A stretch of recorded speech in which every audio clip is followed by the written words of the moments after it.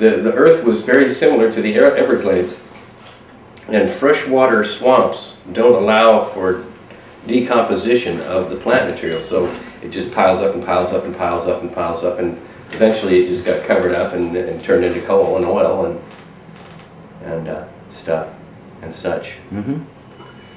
Okay. Rolling. So where are you from originally? All right, we're rolling. Hold on, let's get a clean start. Dallas, Texas. Is that right? I heard that. Okay. It's on the air. Okay, go.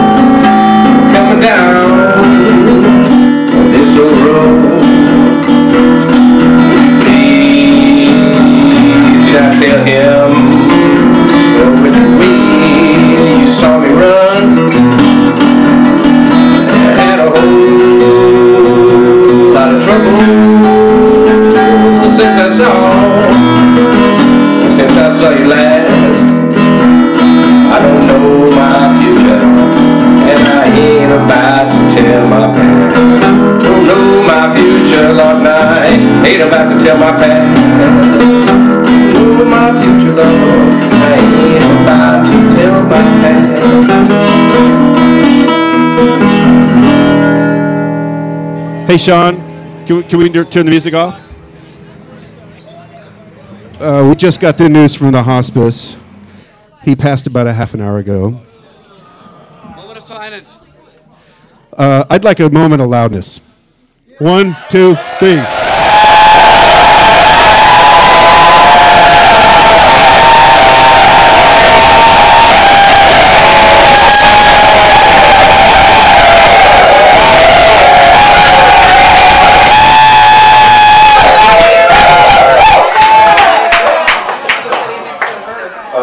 we can all do our moments of silence, you know, but Rick was...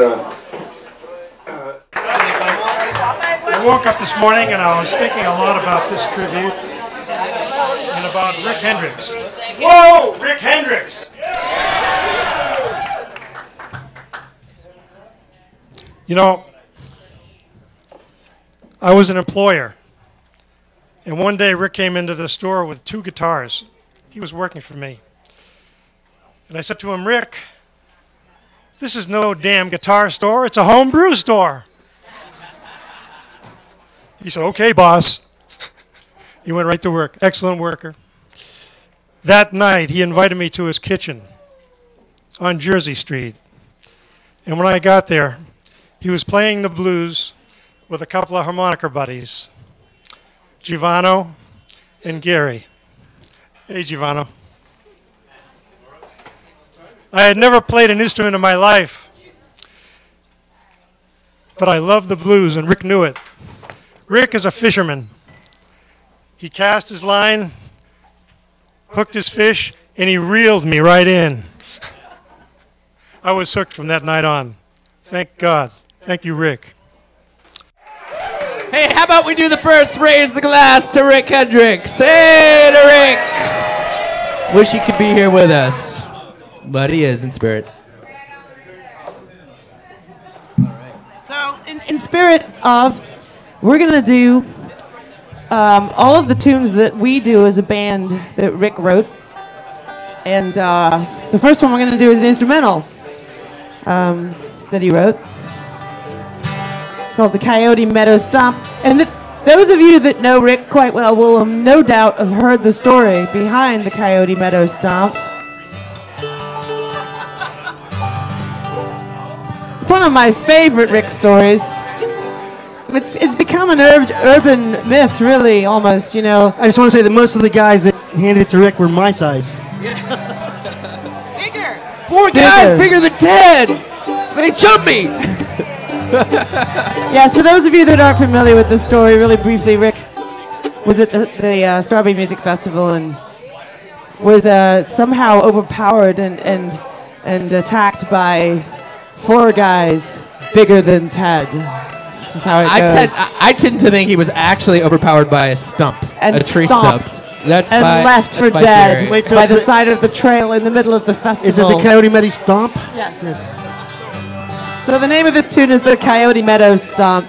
We all think he just kind of drank too much bourbon and fell asleep in the bushes, but neither here nor there, you know. We're going to do our best without him. Rick usually starts it. And I remember the first time I met Rick was at Judy Ashworth's benefit at the Sonoma Country Club, and I don't remember when that was. Rick wasn't working at the brewery yet, but he would soon be, and he sat in with us. And we played Shake Your Moneymaker. But we won't put you through that tonight. But we've all known Rick for, I don't know how long, 25, 30 years or something, so God bless him. Let him slide on his way.